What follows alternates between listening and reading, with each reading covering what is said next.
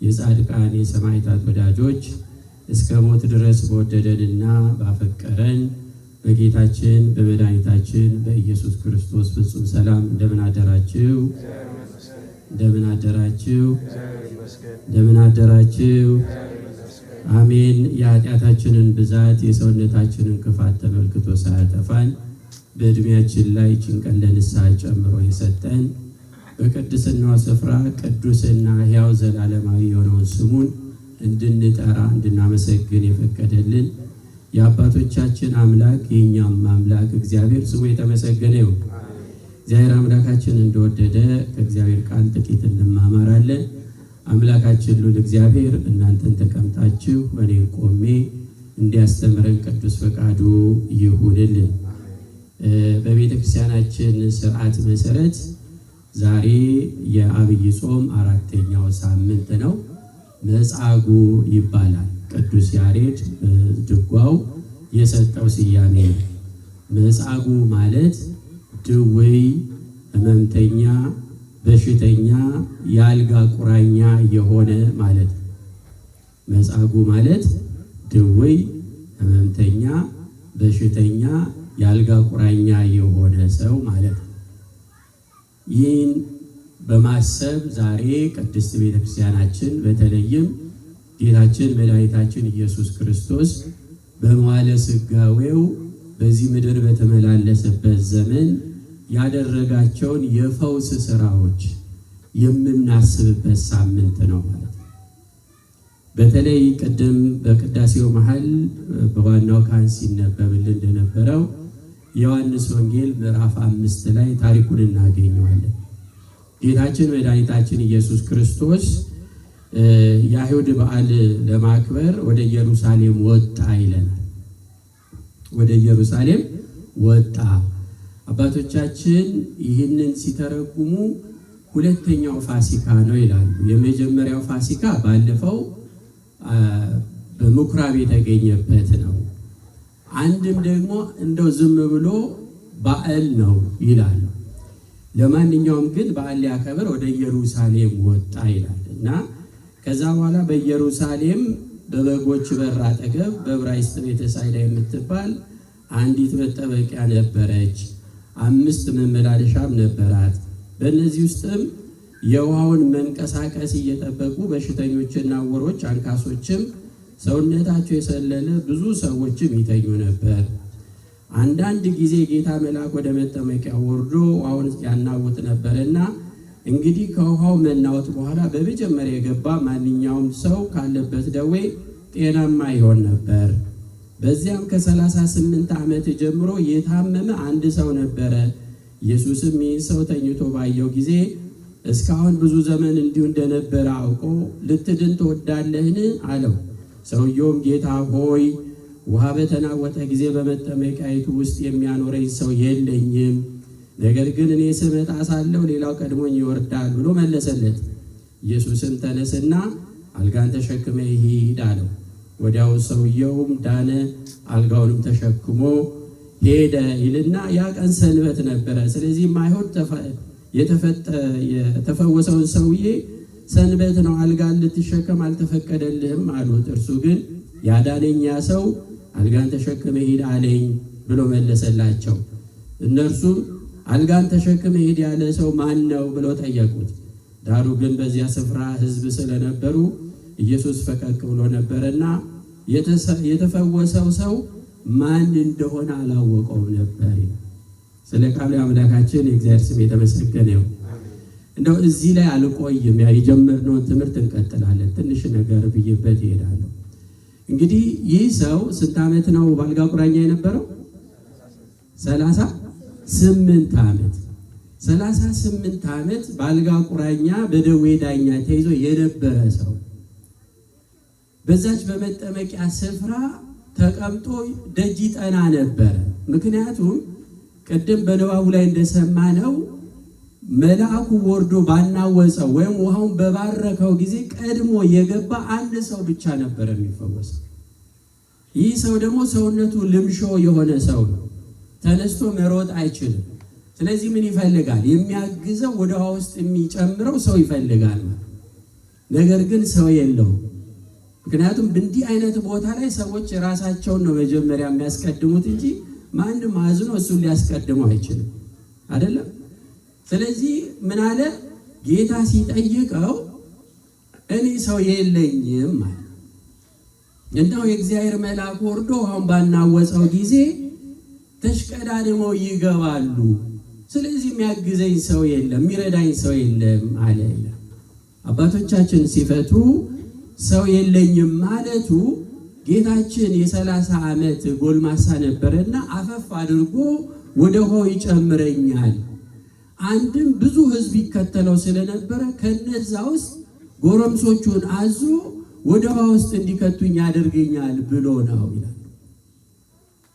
ከዛ በኋላ ጌታችን አንድ ጥያቄ ጠየቀው። ልትድን ትወዳለህን አለው። ፍቃዱን ጠየቀ። ለምን መሰላችሁ?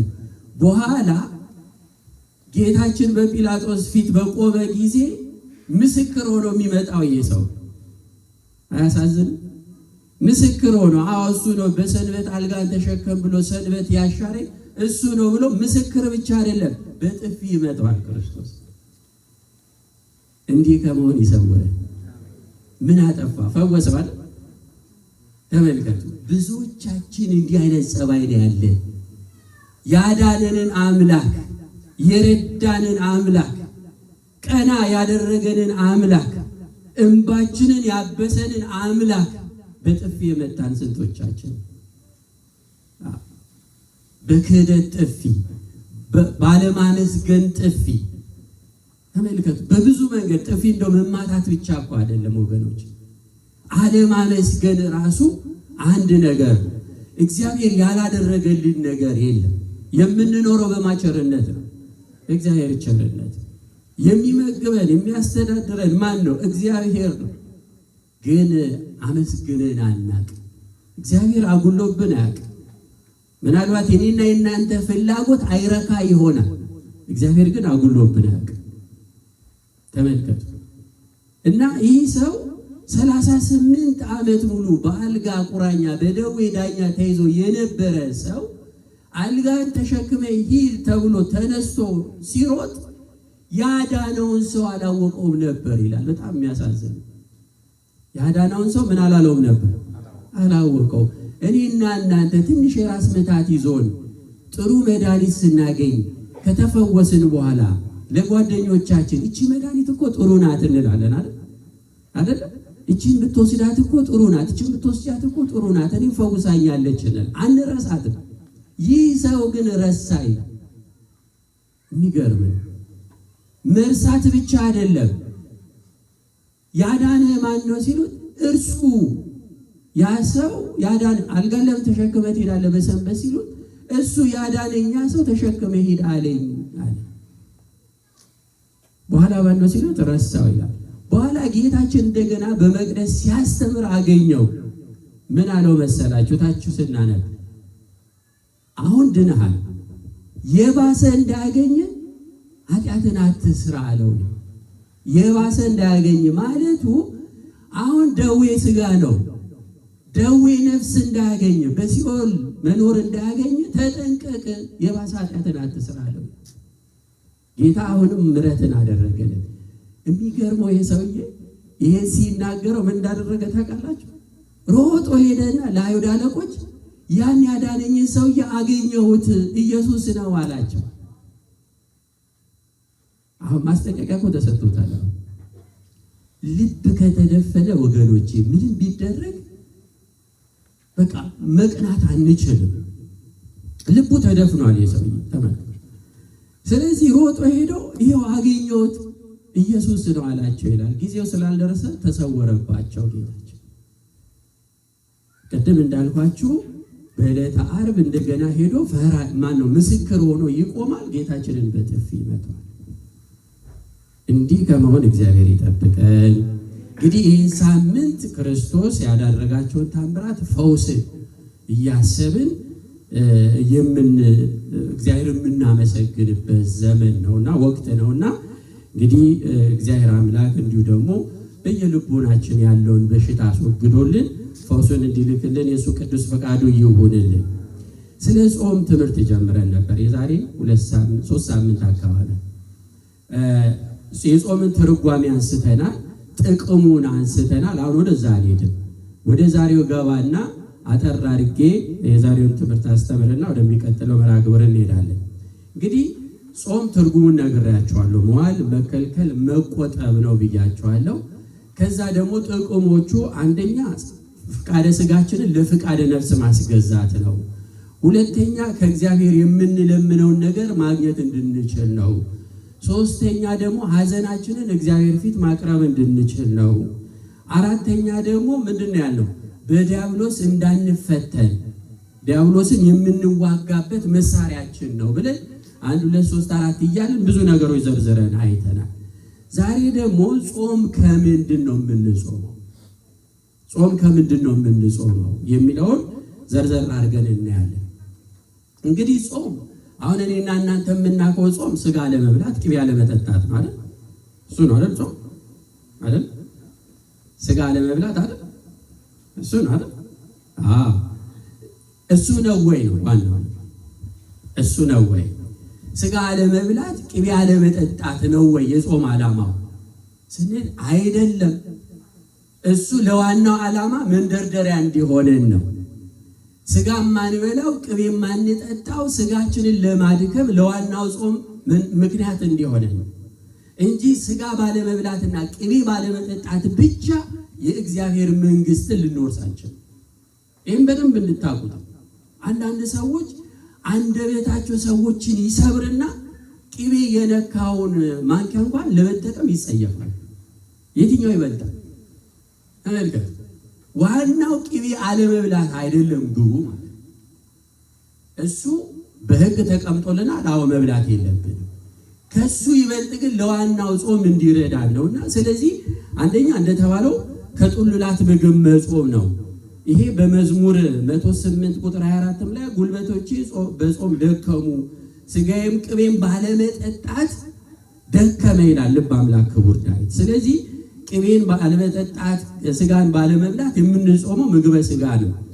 ከዛም በትንቢተ ዳንኤል ላይ በዚያም ወራት እኔም ዳንኤል 3 ሳምንት በሙሉ ሳዝን ስጾም ነበርኩ፣ ማለፊያም እንጀራ አልበላሁም፣ ስጋና ጠጅም በአፌ አልገባም ይላል። ስለዚህ በጾም ጊዜ ስጋ፣ ቅቤ እነዚህ ሰውነትን የሚያስደስቱ ነገሮችን ማድረግ እንደማይገባ ይነግረናል።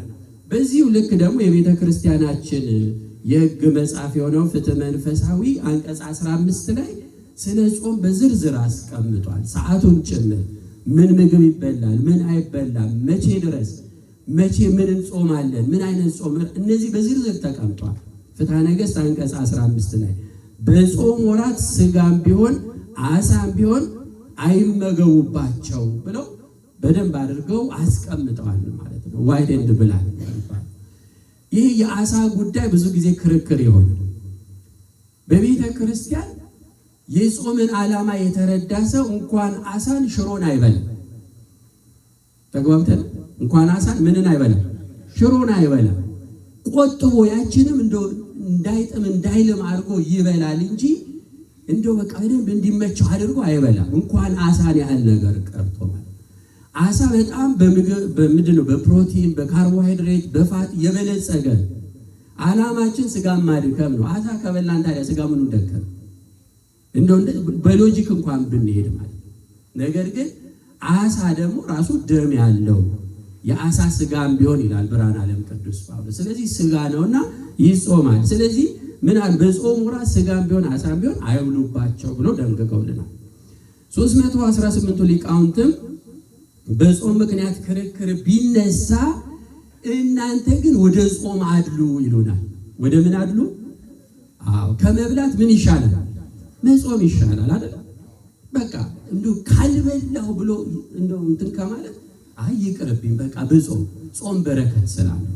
ስለዚህ ምን አሉ 318ቱ ስለ መብል ወይ በጾም ጊዜ ስለ መብል ክርክር ቢነሳ እናንተ ግን ወደ ምን አድሉ? ወደ ጾም አድሉ። ስለዚህ ወደ ጾም ማድላት እንዲገባን በደንብ አድርገው ይነግሩናል ማለት ነው። ብርሃነ ዓለም ቅዱስ ጳውሎስም እንዲህ ይለናል በዚህ በአንደኛ ቆሮንቶስ ምዕራፍ 6 ቁጥር 12 ላይ ሁሉ ተፈቅዶልኛል። አሁን ብዙ ሰዎች እችን ጥቅስ ይጠቅሳሉ። ሁሉ ተፈቅዶልናል እኮ ለምንድን ነው የምንከለከለው ይላል አይደል? ሰምታችሁ አታውቁም እንደዚህ የሚሉ ሰዎች? ሁሉ ተፈቅዶልናል ለምንድን ነው የምትከለክለው ቤተክርስቲያን የሚሉ ሰዎች አሉ። የሚገርመው ቀጥሎ ያለውን እኮ አለማንበብ ነው። ምን ይላል ብርሃነ ዓለም ቅዱስ ጳውሎስ? ሁሉ ተፈቅዶልኛል ሁሉ ግን አይጠቅምም ይላል። ሁሉ ምን አይጠቅምም። መብላት ተፈቅዶልናል ሁሌ መብላት ግን አይጠቅም። መብላት ራሱ በሽታ ይሆናል። ስለዚህ ሁሉ ተፈቅዶልኛል ሁሉ ግን አይጠቅምም። ሁሉ ተፈቅዶልኛል በእኔ ላይ ግን አንዳች አይሰለጥንም ይልና መብል ለሆድ ነው ሆድም ለመብል ነው፣ ሁለቱንም እግዚአብሔር ያጠፋቸዋል። ስለዚህ በመብልና በሆድ መካከል ያለውን ነገር ይነግረናል። ዓላማው የጾሜ ስላልሆነ ስለ መብላት ስላልሆነ እኛ ግን መብላት ሳይሆን አለመብላትን ገንዘብ ማድረግን ያስፈልጋል ማለት ነው። በዕብራውያን መልእክቱም ልባችሁ በጸጋ ቢጸና መልካም ነው እንጂ በመብል አይደለም፣ በዚህ የሚሰሩት አልተጠቀሙምና ይለናል ማለት ነው። ተመልከቱ። ስለዚህ ልባችሁ በምን ይጽናል? በጸጋ እግዚአብሔር፣ በመብል አይደለም፣ በመጠጥ አይደለም። ስለዚህ መጠንቀቅ ያስፈልጋል። በዚህ በመኃልየ ይስሐቅ በተባለው የመጽሐፈ መነኮሳት ላይ አባቶቻችን እንዲህ ብለው ይገልጹታል። አብዝቶ የሚበላ ሰው ስራውና አነዋወሩ በደረቅ እንጨት ውስጥ ያለ እሳትን ይመስላል ይሉናል። ገብቷችኋል? አብዝቶ የሚበላ ሰው አነዋወሩ ወይም አኗኗሩ በደረቅ እንጨት ውስጥ ያለ እሳትን ይመስላል። በደረቅ እንጨት ውስጥ ያለ እሳት ምን ያደርጋል? እንጨቱን ያቃጥለዋል አይደለም? ተመልከቱ። ልክ እንዲሁ አብዝቶ የሚበላ ሰው ፍትወታት ያቃጥሉታል። የሚጠግብ ሰው ሁል ጊዜ ፍትወታት አሉበት፣ የስጋ ፍላጎቶች አሉበት። ሰው ከጠገበ ቀጥሎ ሌላ ብዙ ቢፈልጋቸው የስጋ ፍቃዳት አሉ። ስለዚህ ምን ብለው አመሳሰሉ? ሁል ጊዜ አብዝቶ የሚበላና የሚጠጣ ሰው በደረቅ እንጨት ውስጥ ያለ እሳትን ይመስላል ብለው ይናገራል። እንጨቱ በበዛ ቁጥር እሳቱን እንዲያበዛ ምግበ ስጋ መጠጥን ባበዛን ቁጥር ፍትወቶቻችን እየበዙ ይመጡና ከፈቃደ እግዚአብሔር ይለዩናልና ስለዚህ በዚህ መስለው ይነግሩናልና ከምግበ ስጋ የምንጾመው አንዱ ጾም ነው። ሁለተኛው የምንጾመው ከሚያሰክር መጠጥ በቤተ ክርስቲያናችን ፍጹም አትጠጡ የሚል ትምህርት የለም። ተግባብተና ፍጹምን አትበሉ የሚል ትምህርት የለም። አትጠጡ የሚል ትምህርት የለም። መጽሐፍ ቅዱስም እንደዛ ያስቀምጥ። ነገር ግን እንኳን መጠጥ ቀርቶ የምንበላው ምግብ እንኳን በልክ እንዲሆን ሕግ ግን ያዛል። ምግብ ስለተፈቀደልን እንደፈለግነው የምንበላው አይደል፣ ልክ ገደብ አለ። ስለዚህ በገደብ እንድንበላ ይታዘዛል። መጠጥም እንደዚሁ ነው ማለት ነው። በተለይ ደግሞ በወርሃ ጾም ጊዜ ከመጠጥ መራቅ ያስፈልጋል። ለምን? መጠጥ ጸባዩን የምታውቁት ነው። አእምሮን ይለውጣል። ሰው ከጠጣ በኋላ ራሱን መሆን አይችልም። ከጠጣ በኋላ ብዙ መጥፎ ነገሮችን ሊያደርግ ይችላል። ተመልከቱ። በመጽሐፍ ቅዱስ ላይ ኖህ የሚባል አባት አለ። ኖህ ከጥፋት ውሃ በኋላ የወይን ገበሬ ሆነ ይላል። ከዛ ከወይኑ ደግሞ ወይን ሰራና ጠጣ፣ ሰከረም ይላል። ከሰከረ በኋላ ምን ሆነ መሰላችሁ? ራቁቱን ሆነ። ራቁትነቱን ግን አያውቅም ነበር። ተመልከቱ። ልብሱን ጥሎ ራቁቱን ሆነ። አንደኛው ልጁ ራቁትነቱን እያየ ሲስቅበት፣ ሌሎቹ ግን የዋሊት ሄደው ልብስ አለበሱት ይላል። ያ የሳቀበት ልጅ ተረገመ፣ ካም የሚባለው። ተመልከቱ። አሁን ራቁትነትን ያስከትላል ማለት ይሄ ብቻ አይደለም። እንደገና ደግሞ ሎጥ የሚባል ሰው አለ። ሚስቱ የጨዋ ሐውልት የሆነችበት መላእክትን ያስተናገደው እግዚአብሔር በጣም የሚወደው ሶዶምና ጎሞራ በጠፋች ጊዜ እንደ ምሳሌነት የሚጠቀስ አንድ ሰው ሎጥ ይባላል። ሎጥ ደግሞ ሁለት ልጆቹ አሰከሩትና ከሱ ጋር ተኙ ማለት ከገዛ ልጆቹ ጋር ተኙ። አያችሁ ስካር ምን እንደሚያመጣ። በጣም ብዙ ነገር አለ። እንደዚሁም በዚህ በመጽሐፈ መነኮሳት ላይ አንድ በድሮ ጊዜ በአካባቢ በጣም የተከበሩ ፈሪሃ እግዚአብሔር ያላቸው ምግባራቸው የቀና ሃይማኖታቸው የጸና አንድ አረጋዊ ሰው ነበሩ።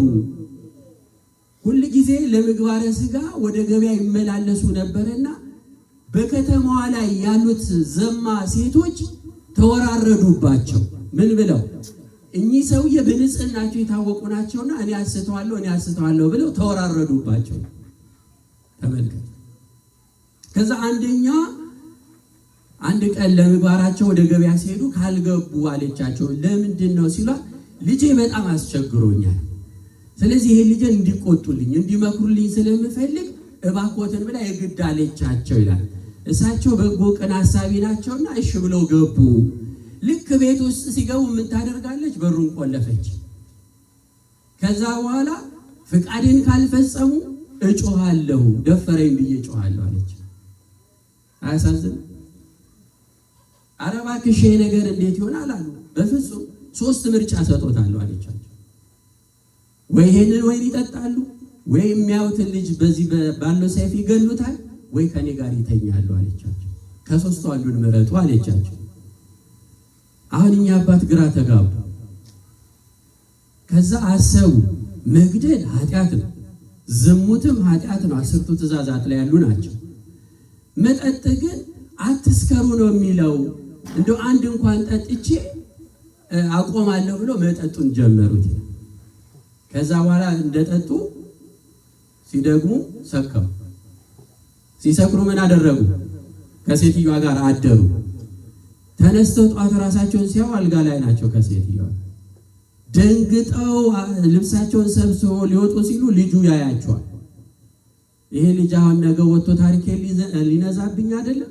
ልጁን በዛ በሰይፍ ገደሉት። 3ቱንም ኃጢአት ፈጸሙ አልፈጸሙ? መነሻው ምንድን ነው?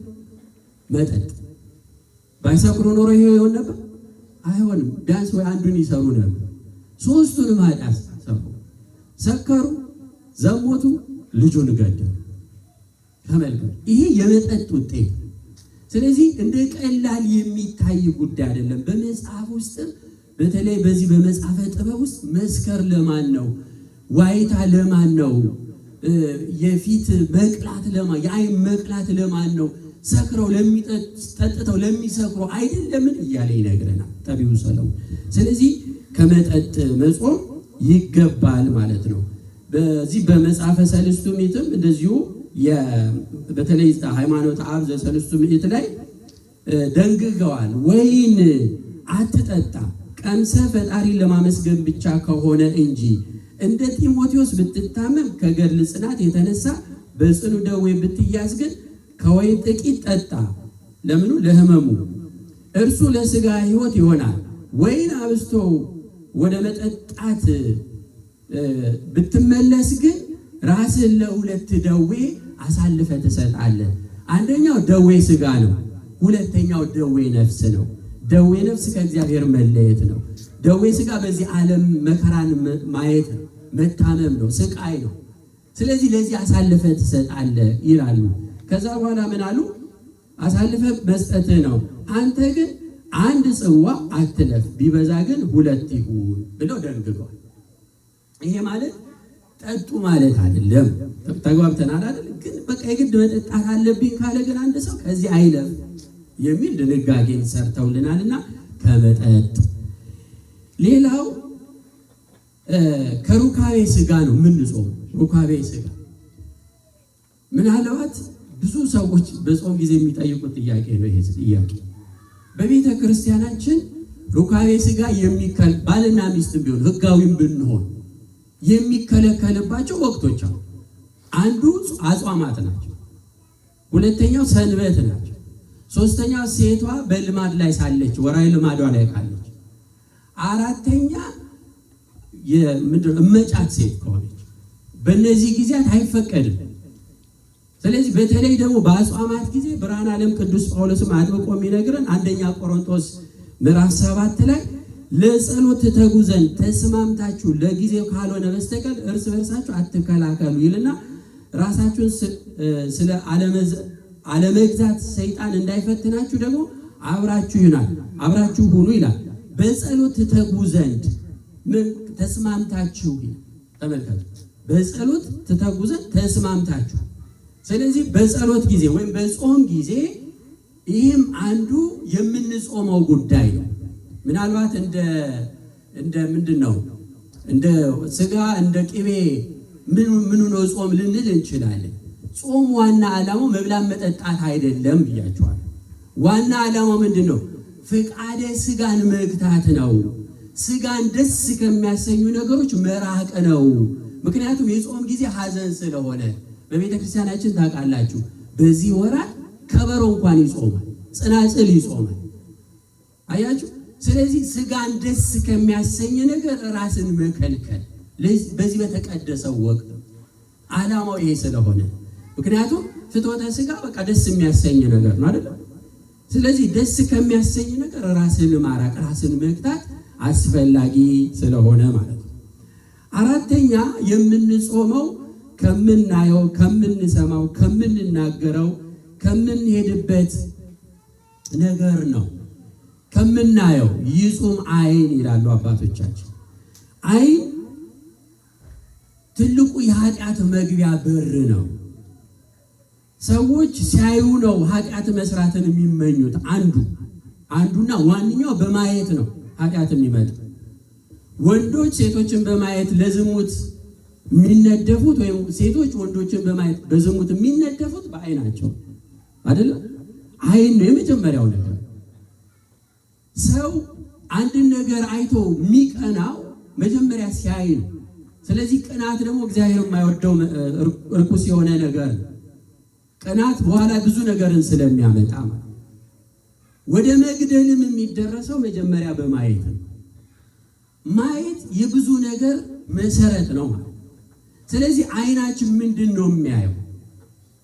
አያችሁ፣ አይናችን ምንድነው የሚያየው የሚለው በጣም ወሳኝ ነገር ነው ማለት እና አይናችን መጾም ይገባል ማለት ይገባዋል። ማር ይስሐቅ ላይ አባቶቻችን እንዲህ ይላሉ፣ ኃጢአትን ወደ መውደድ አንተን ከሚስቡ ከማየትና ከመስማት ተጠበቅ ይላል። ኃጢአትን ወደ መስራት አንተን ከሚስቡ ነገሮች ከማየትና ከመስማት ተጠበቅ። ምክንያቱም የኃጢአት ዋና መግቢያው ምን ስለሆነ ነው? ማየትና መስማት ስለሆነ። እነዚህ በጣም መሰረታዊ ነገሮቻችን ናቸው። ወደ ኃጢአት የሚወስዱን እነዚህ ስለሆኑ ማለት ነው። ለምሳሌ በዚህ በመጽሐፈ ሄኖክ ምዕራፍ 2 ላይ በደብረ ቅዱስ ይኖሩ የነበሩ ደቂቀ ሴት በምድር ያሉትን የሰው ልጆች ተመለከቱ ይላል። በቅድስና በደብረ ቅዱስ ይኖሩ ነበረ። ተመልከቱ፣ እግዚአብሔርን እያመሰገኑ ለእግዚአብሔር ራሳቸውን ለይተው። በኋላ ግን ወደ ምድር መጡና ማንን አዩ? የቃየንን ወገኖች አዩና ሴቶቻቸውን አይተው በእነሱ በዝሙት ጦር ተነደፉ። ስለዚህም ከነሱ ሚስትን ወሰዱ። እነዚህም ከተጋቡ በኋላ እጅግ ረጃጅም የሆኑ በጣም ረጃጅም የሆኑ ሰዎችን ወለዱ። ይሄ መቅሰፍት ወይም የእግዚአብሔር ቁጣ እንደሆነ የሚያሳይ።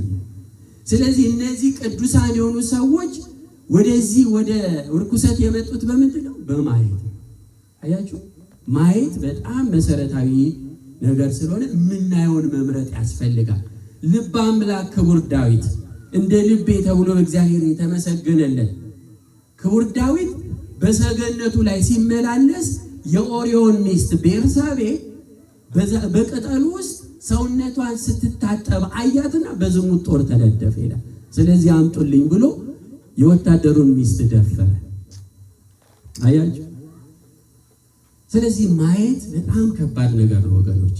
የምናየውን ነገር መምረጥ ያስፈልጋል። በተለይ አሁን ባለንበት ዘመን አሁን ስልኩን ሳያይ የሚውል ሰው አለ።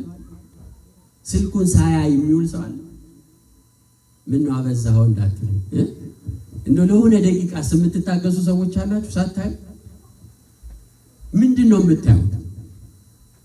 ምንድነው የምታዩት? የሚያንጽ ነገር ነው ወይንስ እንደው የማይጠቅም ነገር ነው የምናየው? ብዙ ጊዜ ተመልከቱ፣ የምናየው መምረጥ። እንደው ነፃ ስለሆነ እንደፈለግን ማለት አይደለም። ክርስትና እንደሱ አይደለም። መምረጥን ያስፈልጋል።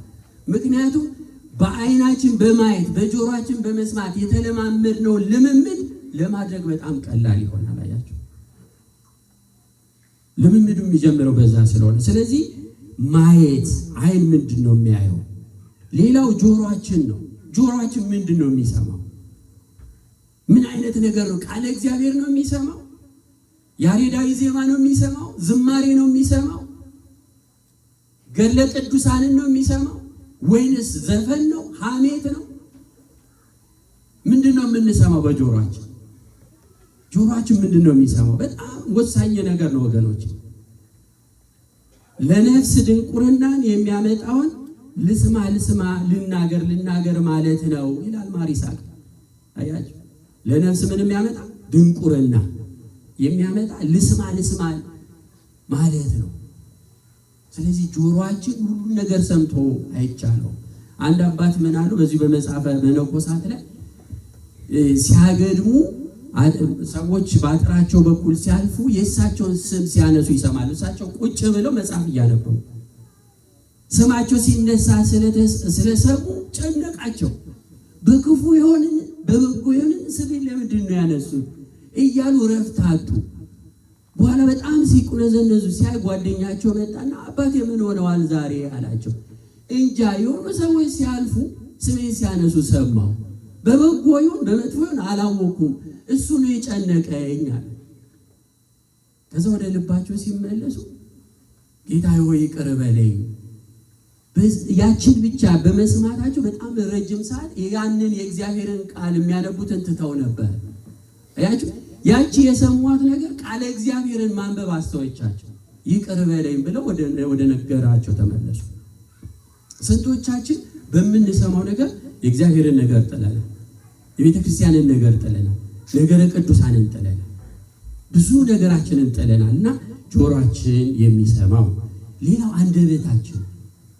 በዚህ ዘመን በጣም የተቸገርነው አንደበት። ሁሉ ተናጋሪ ነው አይደል? ሁሉ ተንታኝ ነው፣ ሁሉ አዋቂ ነው፣ ሁሉ አስተማሪ ነው፣ ሁሉ መካሪ ነው፣ ሁሉ ዘካሪ ነው። በጣም የተቸገርንበት ዘመን። አንደበቱ የማይናገር ሰው የለም በዚህ ዘመን። በጣም ይገርማችኋል። አሁን ሶሻል ሚዲያው ላይ ስትመለከቱ ይሄ ይነገራል ወይ ተብሎ የማይታሰብ ነገር ሶሻል ሚዲያ ላይ ታገኛለች። በቁም ነገር ግን ተኳኩለው አምረው ወጥተው ነው የሚናገሩት። ምን ይጠቅማል፣ ምን ይጎዳል፣ ምንም እሳቢያቸው አይደለም እሱ። እኔና እናንተስ ምንድነው አንደበታችንን የምንናገርበት? አንደበት እሳት ነው ይላል ቅዱስ ያዕቆብ። ያዕቆብ መልእክት ምዕራፍ 3 ቁጥር 6 እስከ 8 ስናነብ አንደበት እሳት ነው፣ አንደበት በብልቶቻችን መካከል አመፀኛ ዓለም ሆኗል፣ ስጋን ሁሉ ያሳድፋልና ይላል። እንደው በማቴዎስ ወንጌል ምዕራፍ 12 ላይ ጌታችን አምላካችን መድኃኒታችን ኢየሱስ ክርስቶስ ሲናገር እያንዳንዱ ሰው በመጨረሻው ዘመን ለተናገረበት ነገር መልስ እንደሚሰጥ ይነግረንና ከአንደበት የተነሳ ትጸድቃለህ፣ ከአንደበትህም የተነሳ ትኮነናለህ ይላል። አንደበታችን ለመጽደቅም ለመኮነንም ምክንያት ነው። ስለዚህ ምንድነው የምንናገረው ወገኖች? በጾም ጊዜ አንደበታችን ይጹም አንደበታችን። ግድ የላችሁ እስቲ ዝም። አባ አጋቶን የሚባሉ ደግ ሰው አሉ፣ በቤተክርስቲያን የሚነገርላቸው። እኛ አባ አጋቶን ሰይጣን ሁሌ የሚጠላቸው በማናገር ነው፣ ሁሌ የሚጠላቸው። ስለዚህ እኔ ከሱ ጋር ሁሌ እንደዚህ አይነት ነገር ውስጥ ከምገባ አሉና ድንጋይ አፋቸው ውስጥ ጎርሰው ይኖሩ ነበር። በቃ እንዳይናገሩ ድንጋይ ጎርሰው አፋቸው ውስጥ።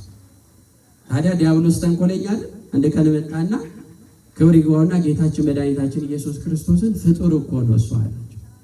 ድንጋያቸውን ተፉና እሱስ ፈጣሪ ዓለማት አዚ ዓለማት መጋቢ ዓለማት እንጂ ፍጡር አይደለም ብለው መስክረው እንደገና ድንጋያቸውን ጎረሱ። ለሚገባ ነገር መናገር ይገባል ነው ተረጓም። ለሚገባ ነገር፣ ለሆነው ነገር ሁሉ ግን መናገር አይገባም።